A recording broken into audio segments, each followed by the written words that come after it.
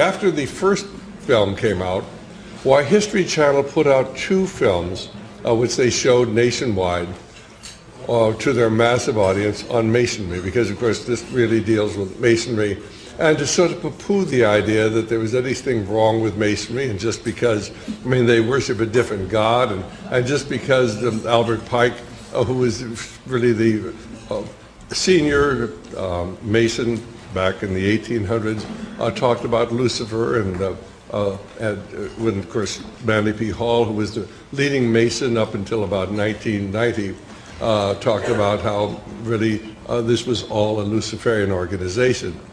Why they sort of poo-pooed that, and they have all these Masons, it's really, it's well worthwhile getting that History Channel production. In fact, they put out 2 of them. One of them with our good friend Ralph Epperson, talking about the Great Seal of the United States, and telling you the truth. What is this, really this occult emblem doing on the back of the dollar bill? And nobody seems to want to address that issue. Well, of course, the other one just dealing with Masonry itself, interviewing a number of Masons who just laughed and ridiculed the idea there was anything sinister about this organization that was here at the time of America's beginning. The key part of this whole incredible story is that there were 2 forces here in America at the beginning. One was Christian, and this was established by Christians as a Christian republic, but there were also occultists here, part of a myriad of secret societies which has been with us since the beginning of mankind. And of course it was dedicated to the establishment of this one world order and the New World Religion. And that has been, this idea has been around for 6,000 years, ever since the Garden of Eden. What is so interesting is this whole incredible plan is coming to its culmination at the present time. Chris Pinto, where are you? I'm here. Oh, Chris, it's time. Without further ado, Chris Pinto.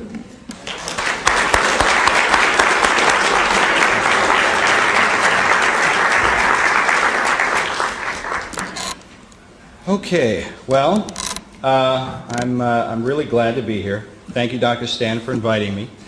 And the name of the documentary that we produced and we released back in February of this year is called Secret Mysteries of America's Beginnings, Volume 1, The New Atlantis. And what I want to talk to you about today is something I call the Atlantis Connection. And this is something that I've been researching for a number of years.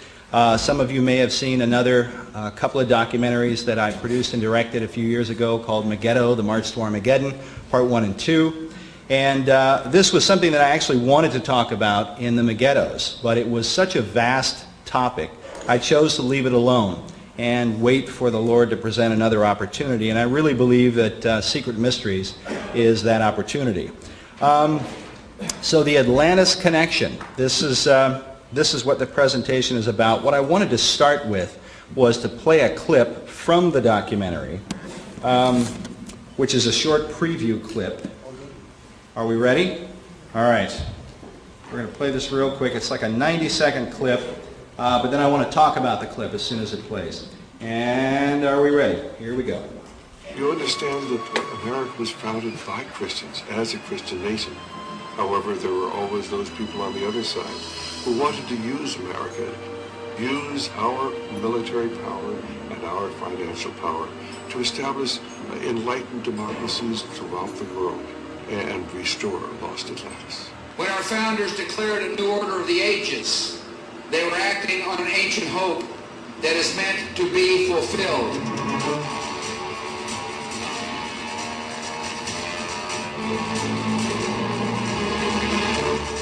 As America marches forward, spreading democracy throughout the globe, is she merely promoting freedom or fulfilling an ancient plan? Is she following a course planned for centuries by men who believe she is chosen for a secret destiny?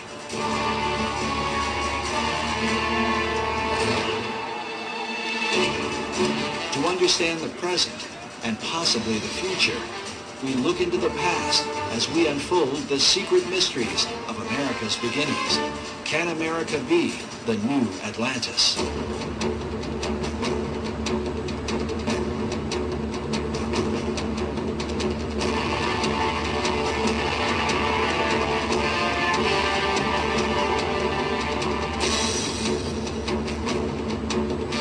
That's a preview clip that we show, and that's toward the beginning of the documentary. Of course, you got to see Dr. Stan there, who does a great job throughout the film if you haven't seen it. And he really encapsulates, I feel like, what we're talking about. Part of the question, probably one of the central questions that we asked as we were making the film. We all know that this debate goes on today. If you watch popular media, it happens all the time. It's a very popular subject in churches and so on. And that's the issue of America's founding. Was America founded as a Christian nation? And so the question that we ask is, if America was founded as a Christian nation only, then why is it that the chief symbols of our nation are these Egyptian, Greco-Roman, Babylonian mystery symbols? Why do we have the Statue of Liberty, patterned after the Babylonian mother goddess of the ancient world? Why do we have the Washington Monument that was specifically designed as an Egyptian obelisk? And we're going to talk about that when we get into Volume 2. Why do we have this all-seeing eye, the Eye of Horus, perched over a truncated pyramid on the back of the U.S. dollar bill? And so the series attempts to answer the question, where do these things come from? And that's what we intend to do as we go through all 4 parts. But I specifically in that clip wanted to draw your attention to President Bush's statement in his second inaugural address, where he talks about when our founders declared a new order of the ages, that they were acting on an ancient hope that is meant to be fulfilled. When our founders declared a new order of the ages, they were acting on an ancient hope that is meant to be fulfilled. What is the ancient hope that President Bush is referring to? And that's another question that we attempt to answer as we make our way through Secret Mysteries Volume 1. And I believe, and if you read esoteric wisdom philosophers and teachers and so on, this ancient hope is the idea that there has been a plan, an ambition, contained within secret societies for thousands of years to resurrect the lost empire of Atlantis. And for those who don't know, the whole idea of the new Atlantis and the New World Order and the New Order of the Ages are, if you read the writings of these societies, they are all one and the same thing.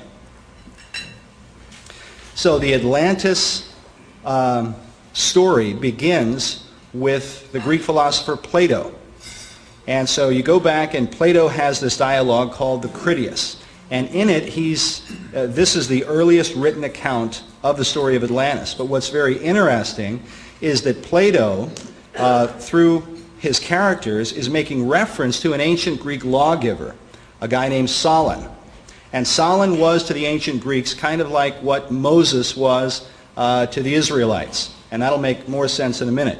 But anyway, there's this ancient Atlantis dialogue that took place where this story is being recounted. It's called the Critias. And it's a dialogue where there's a young man named Critias who is sharing a story about this ancient empire known as Atlantis. And Plato goes out of his way in the dialogue to make the point that the story is not a fiction, but that it's a reality.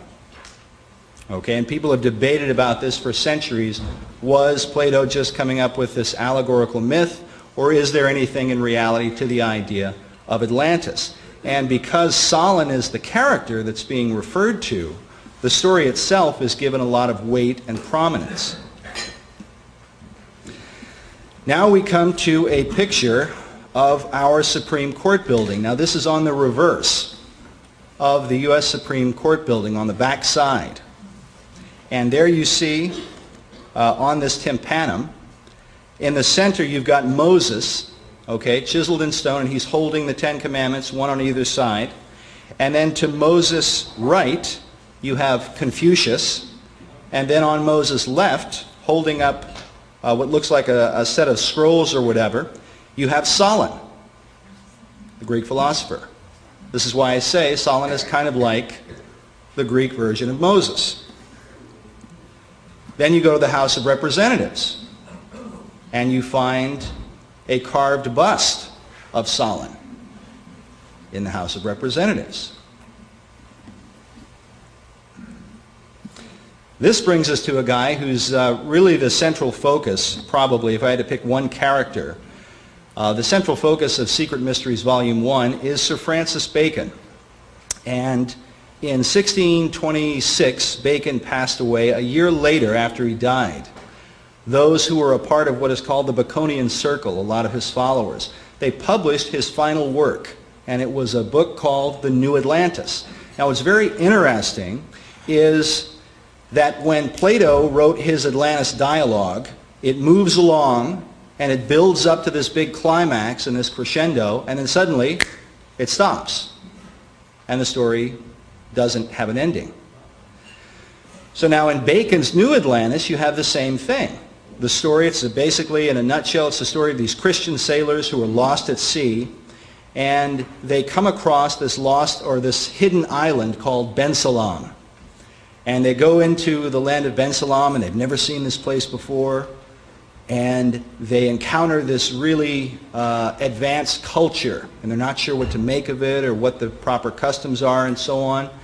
And then they meet one of the leaders of the House of Ben Salam, or not the House of Ben Salam, it's one of the leaders of Ben Salam, and it's called the House of Solomon. And Solomon, many Baconian writers and scholars believe, is a code name for Sir Francis Bacon. Bacon wrote about, in his own writings, he wrote about imitating the work of King Solomon. And it's based upon the proverb, the idea that it is the glory of God to conceal a thing, but the honor of kings is to search out a matter. So Bacon latched onto this idea, and he writes about it specifically. He latched onto this idea, and he said, well, I'm going to do a bunch of work in secret. And this is essentially what he did. Now, he has a lot of work that he did and that he published openly, but he was specifically known for developing work in secret. And he was the head during the Elizabethan era. This is about the time of Queen Elizabeth I, late 1500s, going into the 1600s, through Elizabeth I, and then King James I, who authorized the King James Bible. And under King James, Bacon would become the Lord High Chancellor of England, the keeper of the Great Seal. So he arose to a position of great prominence in England, and then he was suddenly disempowered at one point because he was accused of taking a bribe, and that's a whole big controversy. And King James would not allow him to defend himself. He was deposed as Chancellor of England, spent a few days in the Tower, had to pay a minor fine, and then he was released. And there's been all kinds of speculation as to why that happened. But he was a very prominent character during this Elizabethan era. Now what's interesting is that Bacon, in his time, America had already been discovered. Bacon believed, as many of his contemporaries, that America, that the continent of America, was the site of ancient Atlantis. Not just a metaphor for Atlantis, not just a symbol for Atlantis, but that it was literally, physically, the Atlantean continent that had been rediscovered. Okay, and he writes in his book, The New Atlantis, he says, "And the great Atlantis, that you call America. Of all this there is with you sparing memory, or none, but we have large knowledge thereof."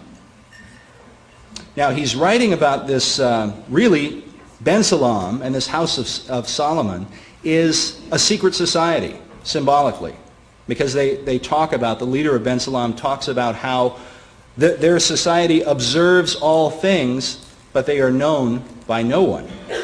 Not only that, there's a very telling phrase here when he says, "Of all this there is with you sparing memory, or none." In other words, you don't know anything about Atlantis, but we have large knowledge thereof. Now it becomes very telling when you realize that the ancient mystery religion, which is essentially what all of the secret societies believe in and practice, and that's the whole god and goddess worship of Egypt and Babylon and Greece and Rome, the whole pantheon of pagan gods, that is the belief system in general of the secret societies. Well, if you talk to these people who believe in and practice these things, they will tell you that all of the ancient mystery traditions go all the way back to Atlantis.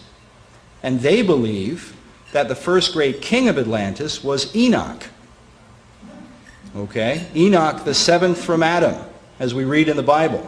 You know, and Enoch walked with God, it says, and was not, for God took him. That Enoch. They believe because Atlantis is the antediluvian world, the pre-flood world. And of course, Atlantis being destroyed by a massive tidal wave, supposedly from the gods who were angry with the Atlantean kings, many people believe that Atlantis is simply another flood story.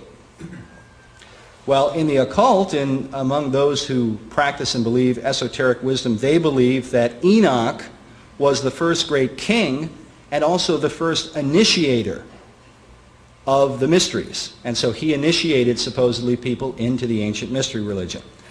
And so all the mysteries, so Atlantis plays a very important role when you're researching the mysteries, and of course the mystery religion is essentially the New Age religion. It's essentially the same belief system that has evolved and developed and so on for the New Age movement. Now, what's very interesting is that Bacon is not the only guy who believed that America was Atlantis. There are people who are New Agers, who are practitioners of New Age theology, who believe that Atlantis is America today, that believe that this is the continent, this is the site of ancient Atlantis. One of them is Dr. Robert Hieronymus. And we talk about Dr. Hieronymus in Secret Mysteries. Hieronymus wrote this book, America's Secret Destiny. Okay? And he's writing about a lot of the founding fathers, and he writes about them in a very esoteric manner. Hieronymus is considered to be the foremost expert on the Great Seal of the United States, that all-seeing eye with the eagle and so on the back of the dollar bill. His research has been used by the White House, by the State Department, by the Department of the Interior. Years ago, when Anwar Sadat was still alive, Sadat wanted to know about the Great Seal. What does it mean? Why? He saw the Egyptian pyramid on there and he thought, wow, maybe this has something to do with Egypt. So he went about trying to find out, and he was given Dr. Hieronymus' doctrinal thesis as an explanation.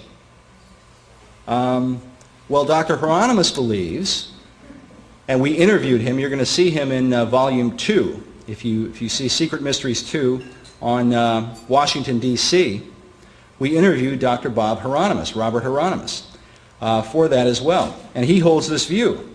Likewise, Benjamin Creme from Share International. Benjamin Creme just spoke at the United Nations in July of this year. Spoke to an NGO group at the UN. Then he came to speak to some groups, or at least one group, out in Los Angeles. While he was in Los Angeles being interviewed, he made mention of the fact that he believed that this continent, he said, right here where we are, this is the site of ancient Atlantis. And so this whole concept of resurrecting lost Atlantis, which is part of, I don't know if you could hear it in the opening quote from Dr. Stan, but he's talking about, you know, to spread this philosophic or democratic commonwealth around the world and rebuild lost Atlantis.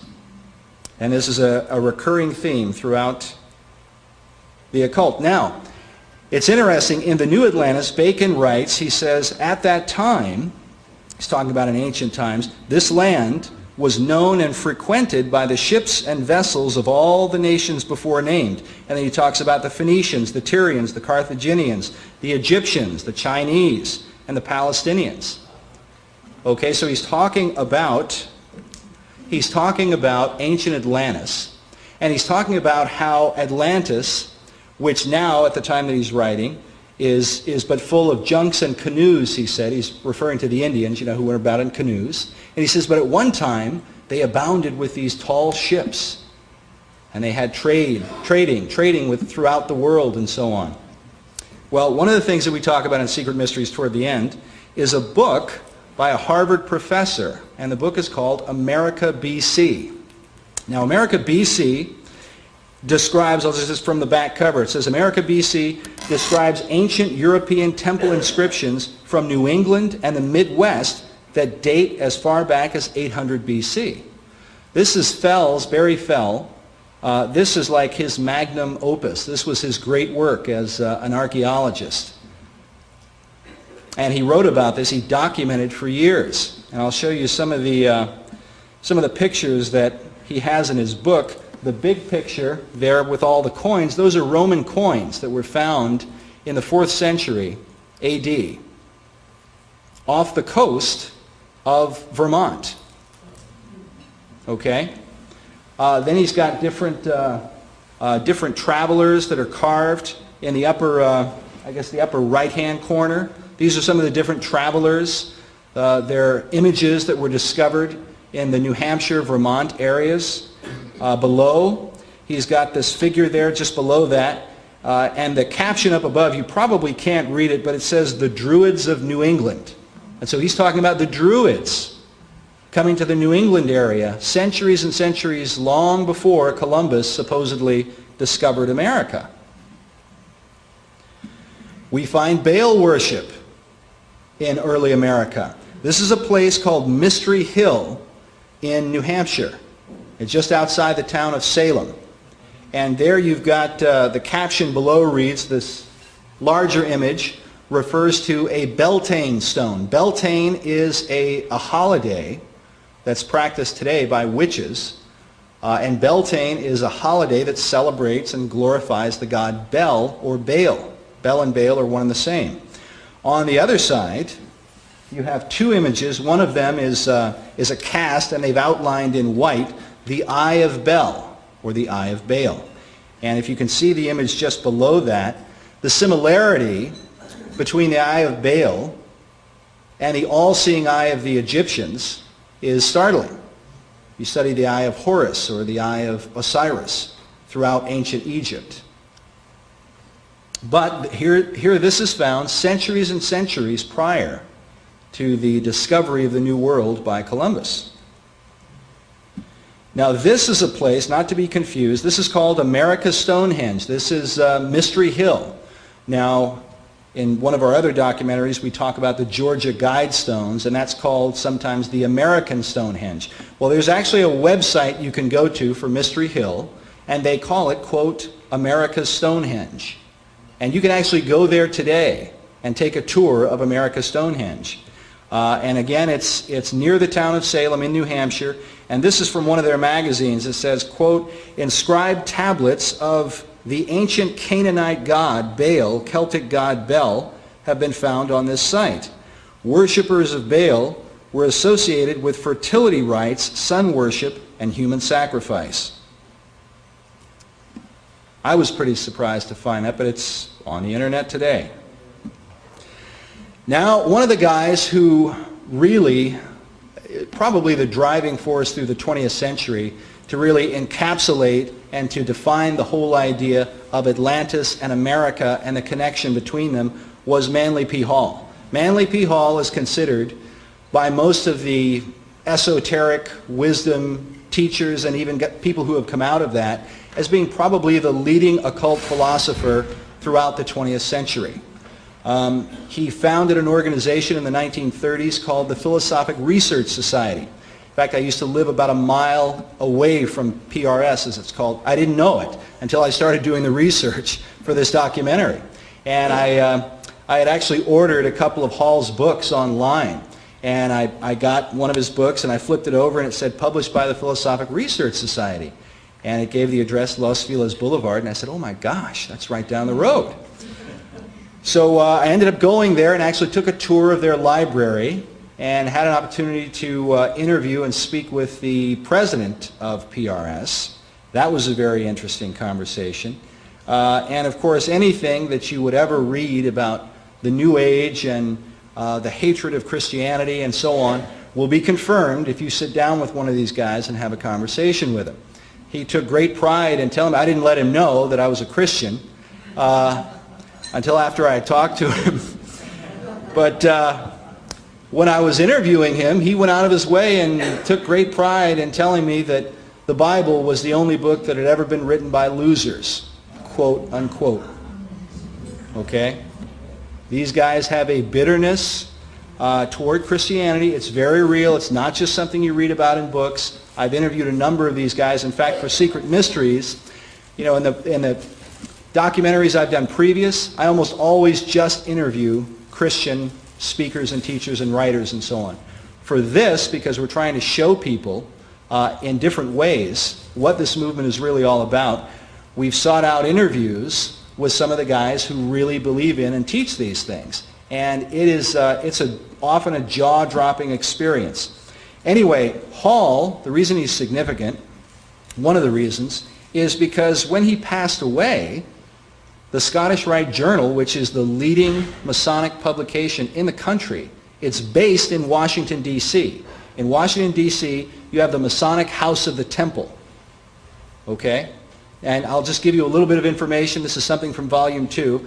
The guy who designed the Masonic House of the Temple was hired, was commissioned. He was a total New Age guy who designed the Masonic House of the Temple in D.C. And because his design was so successful, he was then hired to design all of these other major buildings throughout D.C. It's very interesting. But anyway, the Scottish Rite Journal referred to Hall. They made mention of the fact that he was, quote, often referred to as Masonry's greatest philosopher. Scottish Rite Journal, 1990. Now what's interesting about this, Dr. Stan made mention that the History Channel, and the History Channel has actually had several documentaries where they're interviewing a lot of leading Masons. A lot of these guys, one of the guys that they interview, I've seen him in at least 2 documentaries, is named Brent Morris. Brent Morris, thank the Lord, we got an interview with for Riddles in Stone, which is coming up here, Lord willing, soon. And Brent Morris not only has spoken on the History Channel, he's the managing editor for the Scottish Rite Journal. Okay? They don't tell you that on the History Channel, but I think it's pretty significant. He also has published several books. The Masons are somehow or other, they're really on the move right now. They've published several books confronting a lot of the anti-Masonic theories and teachings and things like that. And they're being very aggressive about it. They're coming out and they're talking about a lot of these hard issues and Luciferian worship and stuff like this, because it seems, as much as I can figure out, that they're really trying to clean up their image, but they're often defending the indefensible. And one of the things is Manly P. Hall. And they try to get away from Hall, but they have such a hard time. And you'll see when I show you the interview in Riddles in Stone how Brent Morris dances around the fact that the Scottish Rite Journal called Manly Hall Masonry's greatest philosopher. Okay? And the reason they want to deny Hall is because Hall tells you in the Lost Keys of Freemasonry that when the Mason truly understands the secrets of his craft, then will he hold the seething energies of Lucifer in his hands. That's what they're trying to get away from. But here's what Hall had to say about the whole idea of America and Atlantis. He says, quote, thousands of years ago, these mystical orders, he's talking about secret societies, were aware of the existence of the Western Hemisphere and the great continent which we call America. The bold resolution was made that this Western continent should become the site of the philosophic empire. And this is what Sir Francis Bacon, according to Hall and other Baconian authors, was all about. He sent the reason Bacon is significant is because he sent his secret societies to America early on. In fact, it's believed that that the Jamestown colony probably had representatives or guys in it who were sent by Bacon specifically. One of the early settlements in America is in the town of Ephrata, the Ephrata Cloister, which is in Pennsylvania. It's right near or right about Lancaster, Pennsylvania. I was there a couple of months ago. It's kind of a funny story. I was in Lancaster, Pennsylvania speaking, and I was talking about this, and I was telling them about the Ephrata Cloister, and I had no idea. They all knew. They're all sitting there looking at me like I'm an idiot because they knew it was right down the road. And I'm standing there talking about it like they'd never heard of it before. But it was originally a Rosicrucian settlement, and it's there today. Okay? A Rosicrucian settlement. So these are two of Hall's books that I wanted to draw your attention to. One, the one that has kind of a white background, The Secret Teachings of All Ages. This is Hall's great magnum opus. this is why many people believe he is the great occult wisdom teacher of the 20th century. Because he basically dedicated his whole life to going all over the world and gathering all of the esoteric occult wisdom teachings and philosophies from all the traditions. And he compiled them in this book, The Secret Teachings of All Ages. And if you go get a copy, it's like this huge book. But he teaches in there everything from Masonry to Rosicrucianism to Kabbalah to literally telling you how you can draw a pentagram on the floor and conjure up a demon and make a pact with Lucifer. Okay? He's actually got that in his book. He gives you a couple of different kind of pacts that you can make with the devil once you summon him. So that's The Secret Teachings of All Ages. His other book, The Secret Destiny of America, is the one where he really goes into a lot of detail about America's founding from the perspective of these esoteric occult societies. And I just want to reiterate, because some people get the wrong idea or the wrong impression when I talk about these things, but I want to reiterate what Dr. Stan said earlier. I definitely acknowledge, and so does David Bay, who worked with me on this, that Christians certainly came to America early on and have played a very important role in the founding and the development of America. But the conflict that we see in America today, from what I've studied, is not a conflict that began in the 1960s, as many people think. It's a conflict that has been here right from the beginning. In fact, if you read the writings of William Bradford, who came over on board the Mayflower and was the chief governor of the Plymouth colony for like 30 some odd years. He wrote a history of the Plymouth plantation. If you read his history, he talks about very early on a neighboring colony that erected a maypole, okay? And they were getting drunk and bringing in the Indian women, and they were dancing about it in these pagan ceremonies. And he talks about how it looked as though they were resurrecting the bizarre orgies of the Bacchanalia. And so he had an awareness. It's very clear. And that's the Bacchanalia, this worship of Bacchus, the ancient god, Bacchus. And he talks about how fornication and adultery and homosexuality even were being practiced by people there right in early America, back in the 1600s. And Bradford is writing about this stuff.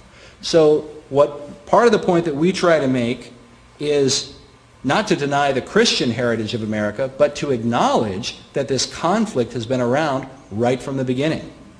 And that while, yes, there were Christians who came here and they wanted to build their churches and they wanted to worship the Lord and preach the gospel, and I'm certainly very thankful that they did, but they were not alone. There were other people who came here and they had a completely different idea about what America was supposed to be. And that's really what Manly Hall is talking about in his book, The Secret Destiny of America. And if you watch, I actually got one of Hall's lectures. This is a guy he wrote some 200 books in his life. And he gave 8,000 lectures before he died. 8,000 lectures. And the president of the society told me that they still have, when he died, they had a bunch of Freemasons that turned out for his funeral. Okay, they turned out, in full honors and everything to come to honor what they called, quote, illustrious Manly P. Hall. And that the Masons still, to this day, he told me, they still go by PRS, the Philosophic Research Society, and talk about what a great, wonderful influence Manly Hall was. Hall was a sculptor, just to give you a little bit more insight. He only did 3 sculptures in his lifetime. One of them was of Mahatma Gandhi. The other one was of Madame H.P. Blavatsky. And the third one was of Albert Pike. Those 3. And then he said he was done. That's what the president told me anyway. So this is a quote from Hall in Secret Destiny. He says, quote, "The English program was under the direction of Sir Francis Bacon." He's talking about the Baconian societies and the influence of Bacon during the Elizabethan era. He says, "The English program was under the direction of Sir Francis Bacon, and it was his genius that gave purpose to the enterprise. Bacon quickly realized that here in the New World was the proper environment for the accomplishment of his great dream, the establishment of the philosophic empire. And what Hall maintained, and what he writes about, is that Bacon sent these secret societies to the New World. And in chapter 13 of this book, the chapter heading is literally Bacon's Secret Society is set up in America. And now what you've got, I want to draw your attention to this picture that Hall publishes in this book. In the center you've got Benjamin Franklin. Most people probably recognize him. You have Benjamin Franklin overlooking the eastern seaboard of the United States. Now behind him is the shadow of Sir Francis Bacon, as though Bacon is influencing the decisions that Benjamin Franklin made. Now we talk in Secret Mysteries about all that Ben Franklin did. Benjamin Franklin was a very high-ranking Freemason. He was most likely a Rosicrucian as well. And I'll talk more about Rosicrucianism here in a minute. He was most likely a Rosicrucian as well. He was the master of the lodge in Pennsylvania, here in America. He became the Grand Master of the lodge in Paris, France. He initiated Voltaire in France. Other members of that lodge were John Paul Jones and the Marquis de Lafayette, who fought with George Washington. Lafayette, when he came to America, brought with him a guy named Pierre Charles L'Enfant. L'Enfant was the architect who designed the city layout for Washington, D.C. Okay, with all that in mind. So Benjamin Franklin is Grand Master of the Lodge in Pennsylvania, Grand Master of the Lodge in Paris, and he's a member of a secret group in England known as the Hellfire Club. And he was very good friends with a guy named Sir Francis Dashwood. And Dashwood was the founder of the Hellfire Club there in England. It was a very occult society that dedicated a lot of time to mocking Christianity and having all of these anti-Christian ceremonies and things like that. And they actually had a phrase written above the entrance, the entryway to the Hellfire Club, which went down into this underground area. And the phrase was, "Do what you will shall be the whole of the law." And what they were doing, this is centuries before the Satanist Aleister Crowley, which many of you will know if you've listened to Dr. Stan or if you've seen the video, They Sold Their Souls for Rock and Roll. You know how nefarious Aleister Crowley was. Well, long before Crowley, there was the Hellfire Club.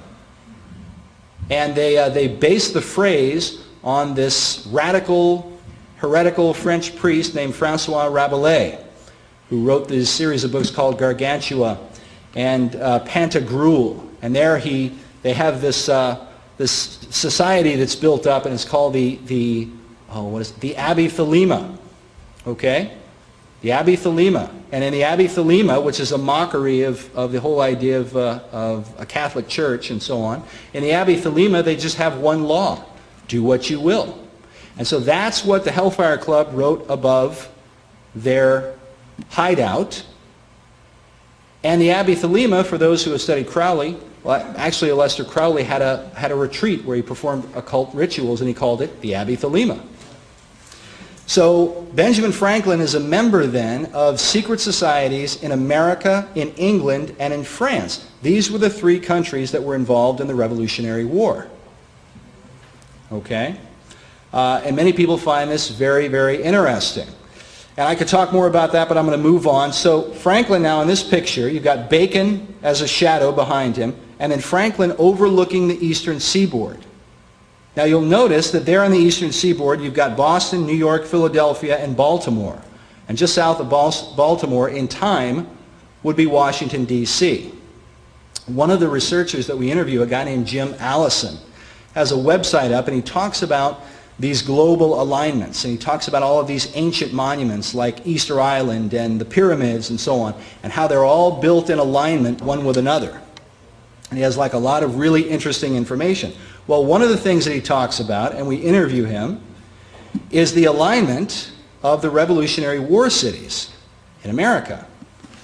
And this is actually from his website. We do like a 3D animation in the film, but I wanted to show you what he's got on his site. And up there up north, you've got Boston, New York, Philadelphia, Baltimore, and Washington, D.C. And these are all built in a perfect alignment along the eastern seaboard. So the question that we ask, considering that it was Masons who came to this country early on, they were sent by Bacon, and Rosicrucians were sent with them. Now in Rosicrucianism in a nutshell, the symbol for Rosicrucianism is the rose and the cross. For those who remember Dan Brown's book, The Da Vinci Code, he talks about secret information being sub rosa, beneath the rose. And it's a reference to hidden information, hidden knowledge, secret knowledge. And so the rose represents collectively the mystery religions, the pagan religions, the occult. The cross represents Christianity. And Rosicrucianism is what you get when you combine paganism and Christianity. This is why the Gnostics, for example, you can go to a Rosicrucian website today, you can go to AMORC, the Ancient Mystical Order of the Rose and Cross, online today, look them up, and they will tell you flat out, oh yeah, they embrace ancient Gnosticism, they embrace Christianity, they embrace all these religious traditions.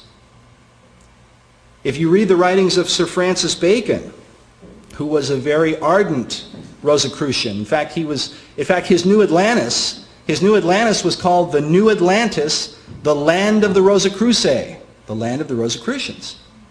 Why? Because it is this combination, it's this fusion of paganism and Christianity.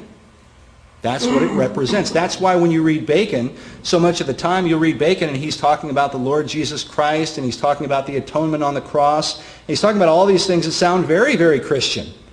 And then he'll go and talk about Pallas Athena and the god Apollo and all of these other pagan traditions, and they're all blended together. And this makes it very, very difficult. I mean, if you want to, when you're examining American history and you're looking at guys, some people will quote somebody like Benjamin Franklin, and he may have some quotes here and there about prayer and about calling out to God and this kind of thing. But if you don't understand how he could do that, how he could refer to the Bible and then refer to the occult, but Rosicrucianism really explains how that's possible, because it's the embracing of both ideas. If you follow this alignment from, real quick, Washington, Baltimore, Philadelphia, New York, and Boston, all the way across the Atlantic Ocean, it leads you to Stonehenge. And so the alignment is built in perfect alignment with Stonehenge. Now in Rosicrucianism, part of the reason I started to tell you this, they have what is called the Hermetic maxim. The Hermetic maxim is as above, so below. And you will see statues or drawings or paintings or so on. Probably, if any of you have ever seen the Baphomet, okay, which is that goat-headed looking devil thing, sitting cross-legged, right, with a flame above his head. Well, next time you see it, look, and you'll see he's got one hand going like this and another hand going down that way.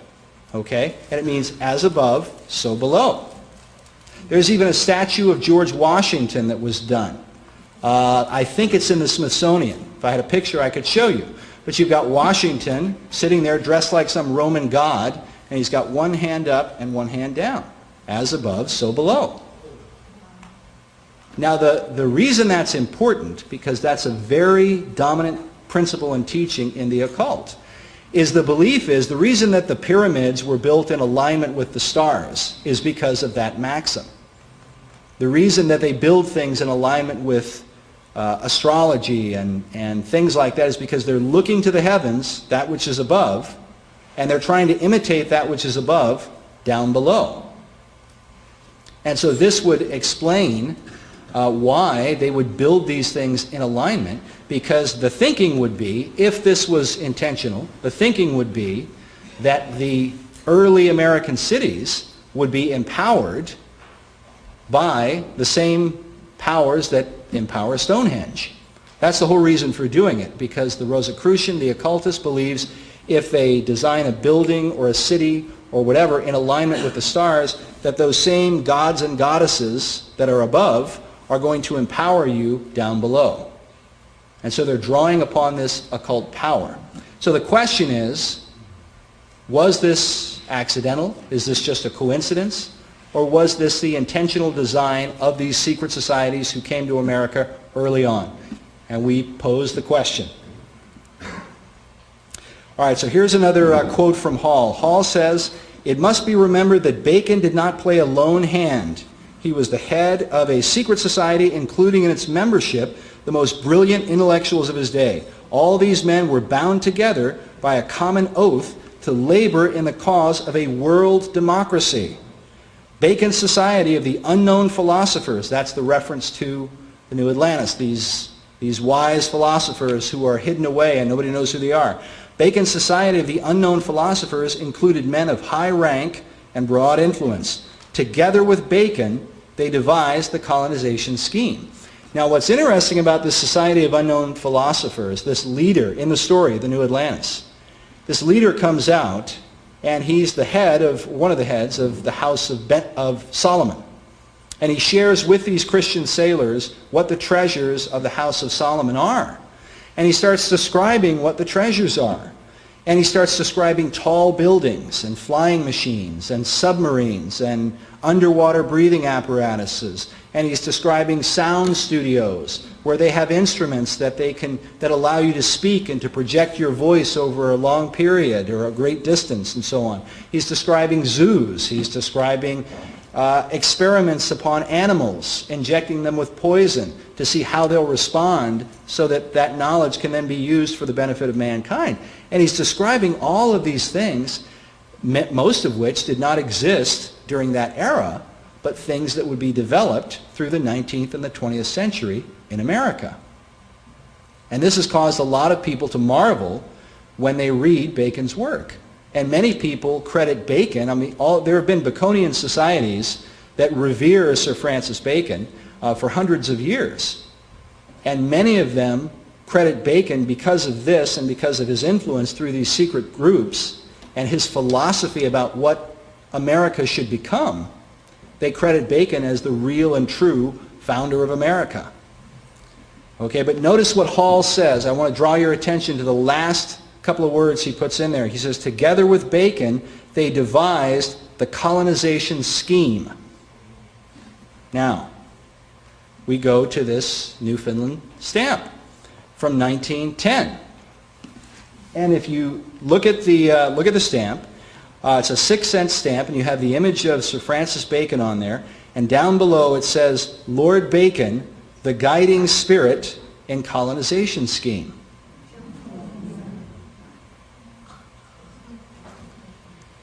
So this idea about Bacon, this wasn't just Manly Hall. He wasn't the only guy in the world who believed this. This is 1910. Hall didn't establish PRS until 1934-35, right around there. I hear somebody whispering 666 over there. Yeah, you've got 2 6s. I almost didn't want to point it out. I know. There's 3. 6 cents and then 2 6s up top.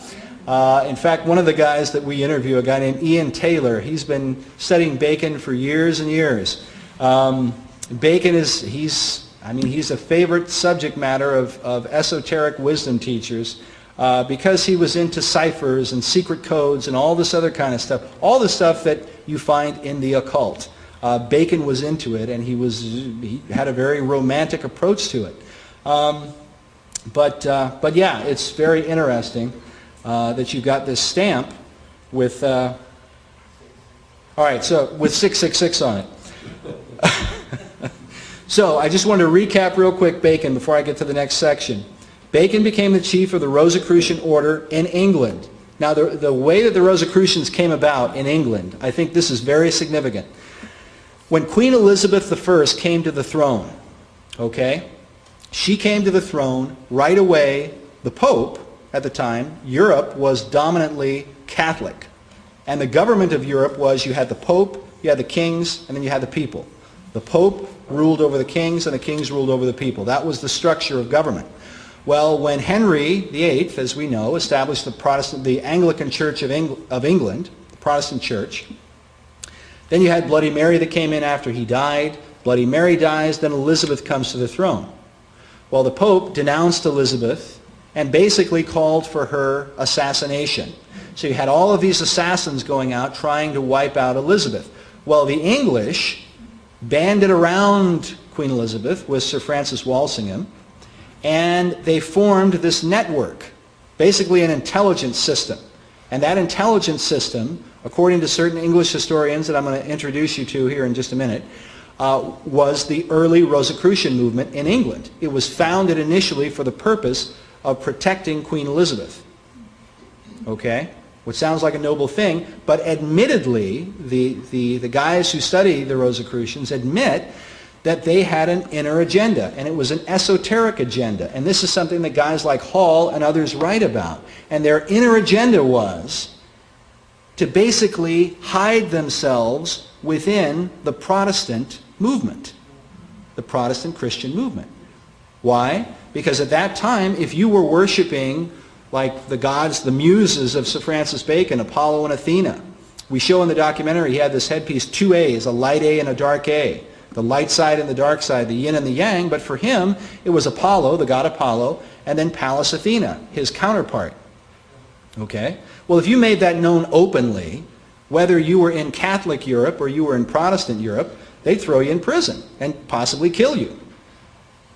So this is if you interview these guys, they all say the same thing, that this was the reason that secret societies began. That they began because they had to keep what they really believed secret. And what they really believed were these occult doctrines. Okay, so from Rosicrucianism, Sir Francis Bacon formalized that system, because in Rosicrucianism you have openly the conjuring of demons. The first chief of the Rosicrucian order was a guy named Dr. John Dee that we talk about. Well, Dee was a mentor to Sir Francis Bacon. Dee is where with Bacon you read his writings and you kind of go back and forth, gee, what am I getting involved in? In Dee, with John Dee, you have a guy who's drawn a pentagram on the floor and summoning demons in no uncertain way. But Dee has been a prototype for a lot of interesting characters in literature. He was the inspiration for Prospero in Shakespeare's Tempest. Some believe he was the inspiration for King Lear. He was the inspiration for Dr. Faustus, Christopher Marlowe's play. In modern times, he was the inspiration for Gandalf from Lord of the Rings, the old wizard. He was the inspiration for Albus Dumbledore in the Harry Potter books, the old magician, who's the professor going around teaching and so on. And he was also, oddly enough, the inspiration for James Bond 007. When the Rosicrucians were formed, and they formed this intelligence network with secret codes and everything, Dee would sign his correspondence to the Queen 007. Okay? So that was his signature. And so that's where that comes from. And Ian Fleming got a hold of this, and he developed it, and it ultimately turned into James Bond. But it's believed that Bacon, because Dee handed off the leadership of the Rosicrucians to Sir Francis Bacon. And Sir Francis Bacon became the leader of the Rosicrucians. So he took that system. What I think he did was he got the magical side out of it. Because the Rosicrucians don't have any problem summoning demons at all. They think, hey, these demons have a lot of knowledge. Chances are communing with these spirits and so on is how the Egyptians learned how to build the pyramids, and these ancient societies did great things. Why? Because they gained knowledge from the spirit realm. So they didn't think this was a bad thing, because they were trying to pursue this knowledge supposedly for the benefit of mankind. And this is why Bacon became, I believe, part of the reason why he became known as the father of the modern scientific method. He was the guy who developed the method that would later be adopted by guys like Sir John Locke, Sir Isaac Newton, even Thomas Jefferson. Thomas Jefferson considered Francis Bacon one of the 3 most important men in history. And Jefferson, according to Baconians and others, Jefferson believed that he was fulfilling Bacon's desire for a new Atlantis in founding the United States. Now I want to introduce you to this guy. A lot of our information about Bacon, while there's just hundreds of books that have been written on him, if you know where to look for him, a lot of our information comes from a guy named Peter Dawkins. And Peter Dawkins is an Englishman. He is very much into the New Age, into esoteric wisdom. He's a very nice man. but he's deeply involved in the occult.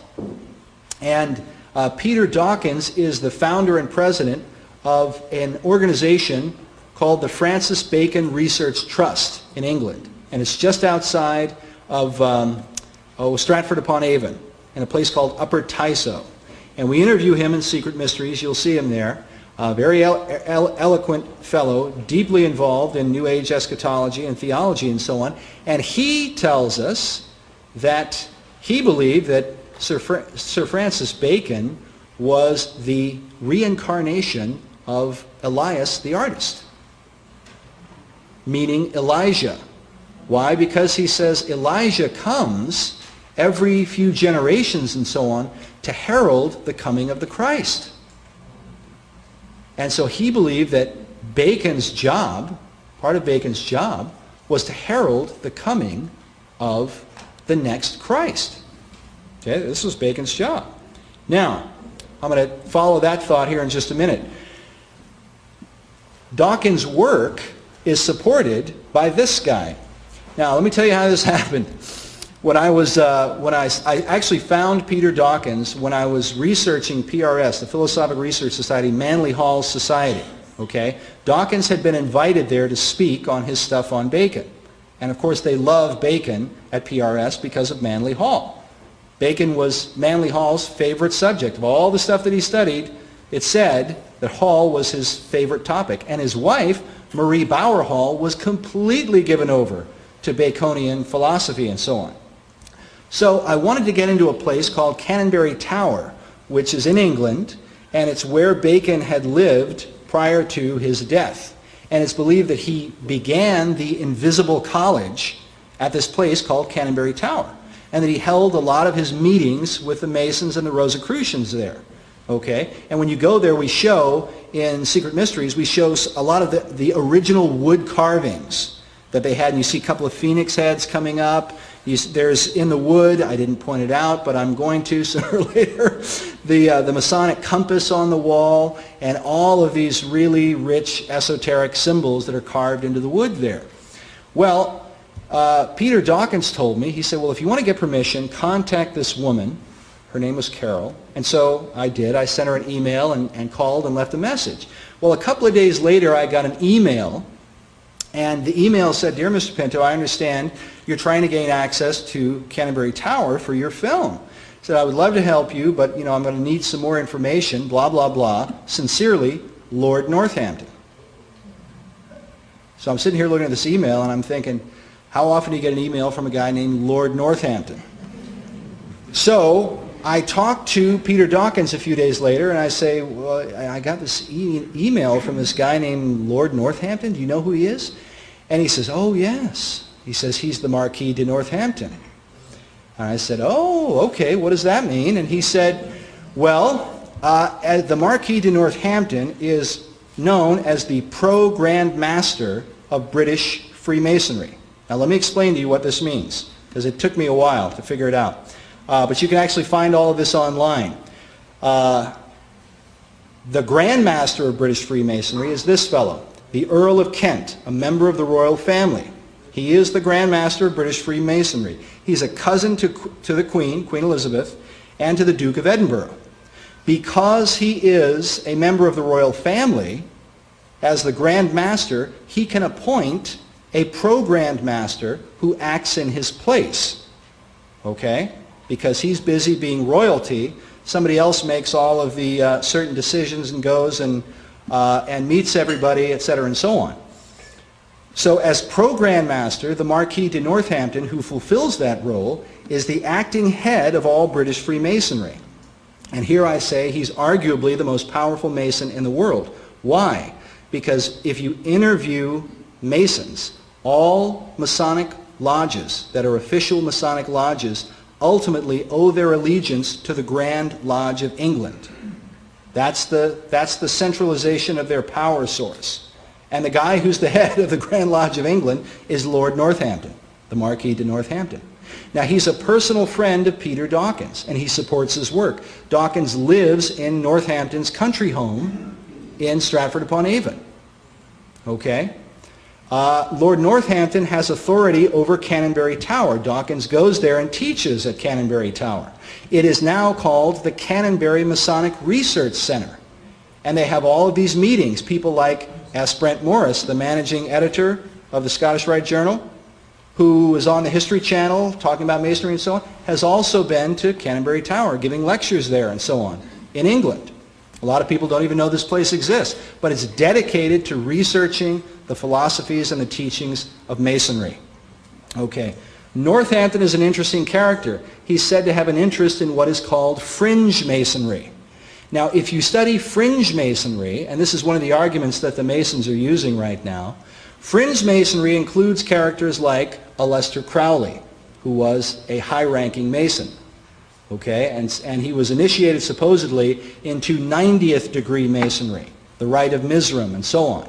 Well, the Masons are debating and all this other kind of stuff about whether or not this is official Masonry or that this is fringe Masonry and so on. And so you can't really blame Crowley on the Masons, this kind of thing. They go back and forth. But it's very interesting that one of Northampton's hobbies is researching fringe Masonry. Some claim, and I haven't been able to get confirmation of this, that he is working on a project that deals with rebuilding Solomon's Temple in Jerusalem. If you study Masonry, if you read Albert Mackey's encyclopedia on Masonry, and you look up Solomon's Temple, he will tell you that the temple in Masonry, that Solomon's Temple in Masonry is the center of all Masonic philosophy and purpose and all this other kind of stuff. It's a very important issue. But again, that's an unconfirmed report. So I try not to make too much of it. So Dawkins has authored some 14 books on Sir Francis Bacon. He teaches also at the Globe Theatre in London, because among the theories that Dawkins espouses and all Baconians espouse is that Sir Francis Bacon was the real author of the Shakespeare plays. Okay, and he had this literary society called the Knights of the Helmet. And they were into the advancement of the English language, and they developed thousands of new words in English, and they really transformed the language. Why? Because they wanted the English-speaking people to be equipped with a good language to go and launch this new Atlantean empire. But what's also very significant about Shakespeare, there are books that some have written, Christian authors, I think very well-meaning, and they talk about all of the biblical references in Shakespeare. And there are many biblical references in Shakespeare. But there are also many pagan references in Shakespeare. You read Macbeth, you read Julius Caesar, you read all of the plays, and you're going to find a mixology of Christian and pagan beliefs. And this is why a researcher in the 19th century, a guy named W.F.C. Wigston, called Shakespeare, quote, Phantom Captain Shakespeare, the Rosicrucian Mask. And we show in the documentary, we show the Droeshout portrait, which is the traditional original portrait of Shakespeare that was done. And you have like a line down the side of Shakespeare's face, and some people believe that it's because it was intended to be a mask. That Shakespeare himself was not the real author of the plays, but that it was Bacon. But anyway, this is one of the things that Dawkins believes. The Globe Theatre, which is the rebuilt version of the old Shakespeare Theatre, the Globe Theatre, the director there, a guy named Mark Rylance, also embraces Dawkins' teachings. And so Dawkins goes to the Globe Theatre, and he teaches them the Masonic and the Rosicrucian symbolism in the Shakespeare plays and Bacon's philosophy that he was trying to unfold in the plays. And many of Dawkins' books deal with that issue. Now, these are two of Peter Dawkins' books. The one on the left I'll draw your attention to first, and this, especially after hearing the previous speakers, Connie and speak earlier. The first book is called Francis Bacon, Herald of the New Age. Now, when I first started studying the New Age years ago, I came across the Time magazine article with Shirley MacLaine. And from what I understand about that article, what Time magazine said was, well, we don't know where the whole idea of the New Age comes from. And then I kept doing research and ran into Madame Blavatsky and Alice Bailey and Lester Crowley and all of these guys. But this is like the earliest reference to the New Age that I've found. According to Dawkins, Francis Bacon called himself the herald of the New Age. That was a title that Bacon gave to himself. Come to herald the coming of the Christ. Another one of his books that really defines his philosophy is this book, Building Paradise, on the other side. And it's called The Freemasonic and Rosicrucian 6 Days Work. The idea is, and Dawkins actually says this in the interview, he says literally that Bacon's whole philosophy was to recover mankind from the fall that he suffered in the Garden of Eden. And that man now, through knowledge, through the tree of knowledge, would be enlightened, and through his enlightened understanding, could then by his own efforts build paradise on earth. But this time, he says, paradise will be even better than it was before because man will have earned it.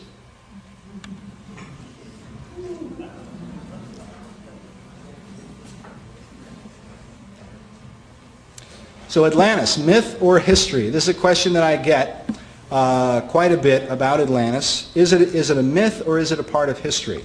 And one of the things that I point to, I believe, and many researchers believe, that Atlantis is a representation of the antediluvian world. And that's why I want to show you this book. The reason that we see on the History Channel and Discovery Channel and all these different things, all of these references to Atlantis and TV shows and so on that talk about Atlantis, many people point to this book by Ignatius Donnelly. Ignatius Donnelly was a 19th century congressman. Some people have called him the Dan Brown of his generation. Okay, just to put that in perspective.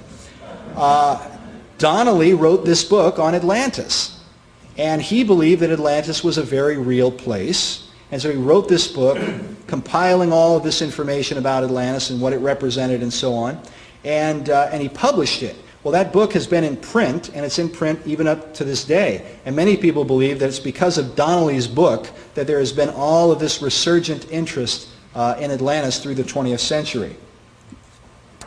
And Donnelly even has a quote. I want to read this to you.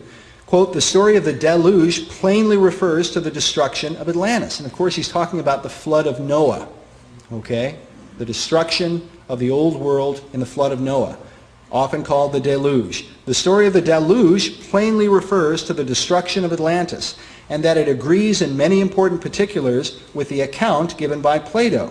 The people destroyed there were the ancient race that had created civilization. They had formerly been in a happy and sinless condition. They had become, in a happy and sinless condition. I think what he's referring to there is the Garden of Eden. I think so. They had become great and wicked. They were destroyed for their sins. They were destroyed by water. So Donnelly is relating the whole Atlantis account to the flood of Noah.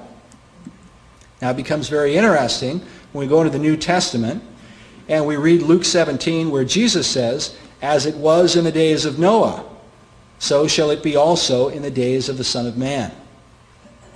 And so it's very interesting, if Atlantis, whether by name or simply by what it symbolizes, if Atlantis was that pre-flood world, and now you've got all these secret societies that are working to rebuild Atlantis, it gives the words of our Lord a very interesting insight, gives us an insight to that scripture. As it was in the days of Noah, so shall it be also in the days of the Son of Man. And this, I think, is why many researchers believe that the new Atlantis and the new order of the ages and the new world order are all one and the same thing. What does Atlantis mean in the occult? Well, we've been talking about it up to now, but I wanted to draw your attention to a couple of things. The Secret Doctrine by Madame Blavatsky. If you read that book, there's 2 volumes of it. I used to think there was just one, so I ordered it, and I got these 2 big fat books in the mail, and I thought, well, why did I get 2 books? And then I realized there's volume 1 and volume 2. But anyway, The Secret Doctrine. The Secret Doctrine, essentially, as it is abbreviated by Trevor Ravenscroft, who's another New Age writer, in his book, The Spear of Destiny. The Secret Doctrine, in a nutshell, is the idea of man's evolvement through the ancient world, and that man began in this lower form. And it really according to Ravenscroft, he goes back to the Nephilim in Genesis 6. The sons of God entering into the daughters of men, and they brought forth giants who were mighty men, men of renown, and so on. And he talks about how this race had developed and evolved over so many centuries, okay, until they arrived at the master race, and that was the Aryan race, okay? That's believed to be the secret doctrine. So it's by engaging these angelic beings and being involved with them, basically getting involved with demons and being empowered by them, mankind can slowly evolve onward and upward until he reaches this enlightened state. You know, ye shall be as gods, and so on. So Blavatsky is essentially, in all of her rambling, that's basically what she's talking about. And she talks about in The Secret Doctrine how the master race that ruled Atlantis was the Aryan race. Well, who kept a copy of The Secret Doctrine at his bedside? Adolf Hitler. Read this on a regular basis. This comes from Wikipedia. You can get this on the internet. The Nazi belief was that the Aryan race was a master race that built a civilization that dominated the world from Atlantis about 10,000 years ago.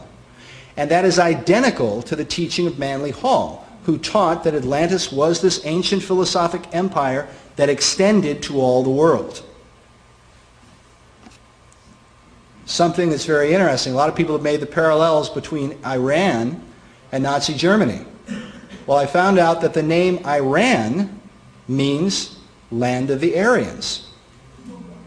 Okay? You see, the idea of the Aryan is not just like Hitler's idea of it was the blonde-haired, blue-eyed Nordic Superman, right? But that's not the occult idea of it. In fact, Blavatsky relates the Aryans to all the different races and peoples and so on. Okay? And the word Iran, or not the word Iran, but the word Aryan means high and noble one. Okay? That which is high and noble, and so on. But the name Iran means land of the Aryans. Is there a connection? When Benjamin Creme was interviewed in Los Angeles, okay, he was asked, you know, because he's always talking about world peace and so on, he went off on this diatribe against Israel and how Israel was an unjust state, okay, that didn't have the right to exist and all this other kind of stuff.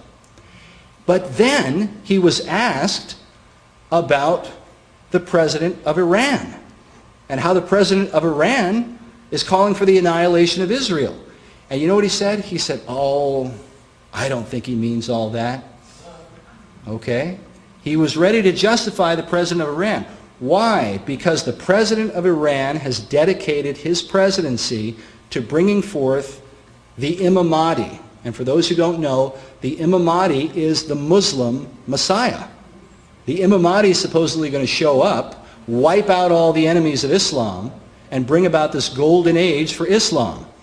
That's the Imam Mahdi. He's very clearly a picture. If you study the Imam Mahdi, he's a picture of the Antichrist. Well, Creme openly admits that he believes that the Imam Mahdi and his Maitreya, his Christ, are one and the same. And the president of Iran gave a speech apparently at the United Nations a couple of years ago. And Creme was lauding the speech, and he said, oh, it was such a brilliant speech, and it was so wonderful. He said, you know, I thought it could have come from Maitreya himself. And so he said that he consulted with his master, his spirit guide. I'm not kidding. He consulted with his master because he said some of the president of Iran's followers, when he spoke, they said that they noticed a shimmering light around him. Okay? So Creme consulted with his spirit guide, and his spirit guide told him, yes, that was from Maitreya. And he was asked, Creme was asked about what he thought it would take to resolve the problems in the Middle East. And his response was, well, Maitreya will have to resolve it. He'll have to step in. And of course, for those who know prophecy and they know about Antichrist coming in to make a peace treaty and so on, it all seems to fit together. I just wanted to finish on a couple of more quotes. Secret societies. Hall talks about how all of these secret societies, whether it's the Masons, the Rosicrucians, whoever they are, they're all working together toward this common cause. And he says all these groups belong toward what is called the order of the quest. All were searching for one and the same thing. That one thing was a perfected social order, the government of the philosopher king. And this takes us back to the speech given by President Bush when he's talking about when our founders declared a new order of the ages, they were acting on an ancient hope that is meant to be fulfilled. When our founders declared a new order of the ages, they were acting on an ancient hope that is meant to be fulfilled. What is that ancient hope? I don't know of any journalist anywhere in America who took the time to ask, well, gee, what's this ancient hope that is meant to be fulfilled, as though President Bush himself is going to work to fulfill it. Okay? Notice how Paul makes Manly Hall makes a reference to the government of the philosopher king. The philosopher king is one of the names that you might give to the Antichrist. Now, he says this. He says, quote, "A description of the lost Atlantis was written by Plato. It introduces the league formed by the 10 benevolent kings who ruled over the lesser nations, who bound themselves by oath to obey the divine laws of enduring empire. This was the philosophic democracy, with all men having the right to become wise through self-discipline and self-improvement." Now notice how he talks about there being 10 kings, right? 10 benevolent kings that ruled over the lesser nations, and these were all people bound by an oath. You study the secret societies, all of the members of these secret groups, whatever the groups are, they are all initiated into these societies by swearing an oath of some kind. Hall talks about it again. He says, "The Critias first describes the blessed state of the Atlantean people under the benevolent rulership of 10 kings who were bound together in a league. Some researchers believe that when the League of Nations was founded, originally, the reason they called it the League of Nations is because they were trying to emulate the Atlantean League of 10 kings. From the fable, we can infer that 10 rulers of the Atlantic League were philosopher kings." And this takes us to Revelation 17. "And the 10 horns which thou sawest are 10 kings, who have received no kingdom as yet, but receive power as kings 1 hour with the beast. These have one mind, and shall give their power and strength unto the beast." Is it possible that this whole idea of the Atlantic League of 10 kings is really what's driving these secret groups, these secret orders? Is this what they're being driven to do? Well, it's interesting because it goes on to say, "And the 10 horns which thou sawest, God hath put in their heart to fulfill his will, and to agree, and to give their kingdom unto the beast, until the words of God shall be fulfilled." Now, something that I find really interesting about these 10 kings is that we read in the book of Revelation, as we're reading in 17, chapter 17, it goes on to tell us, "These shall make war against the Lamb."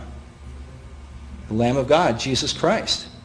And when you study these secret societies, when you study guys like Albert Pike, and Pike is writing in Morals and Dogma about, he's using this ancient Gnostic name for God, the God of the Bible, Ialdabaoth. Okay? And he's referring to Ialdabaoth as being this lesser God who created Adam and Eve and the earth.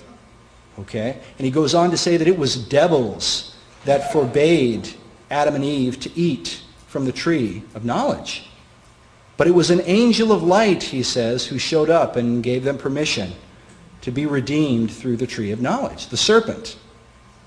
And you can see throughout Pike's writings in Morals and Dogma, and his influence, another guy named Eliphas Levi, who taught, as Madame H.P. Blavatsky taught, this inversion of God and the devil, where God becomes the devil and the devil becomes God. And it is, it's not just a matter of theological opinion, it is hatred against the God of the Bible and hatred against our Lord Jesus Christ. And that's entirely what they mean. I used to think that when the kings ride out, because you go to Revelation 19 and you read, it says, "And I saw the beast and the kings of the earth and their armies gathered together to make war against him who sat on the horse," Jesus. I used to think, well, they're probably just out fighting and they don't realize they're fighting against Jesus. But the more I've studied these secret societies and what they're doing, the more I'm convicted they know exactly what they're doing. Maybe not all. I can't say all Masons and all Rosicrucians, but many of these guys who are in positions of leadership, they know exactly what they're doing. Dr. Stan, how am I doing on time? You got about 3 minutes to wrap up. Okay. Well, I was going to talk about Krem and the Imamati and this whole deal, but I kind of went over it. I was going to talk about David Barton and Masonry. You know what? I think I am going to conclude my presentation there. Thank you all. I want to thank Dr. Stan and Radio Liberty. You guys have been great. God bless you. Thank you.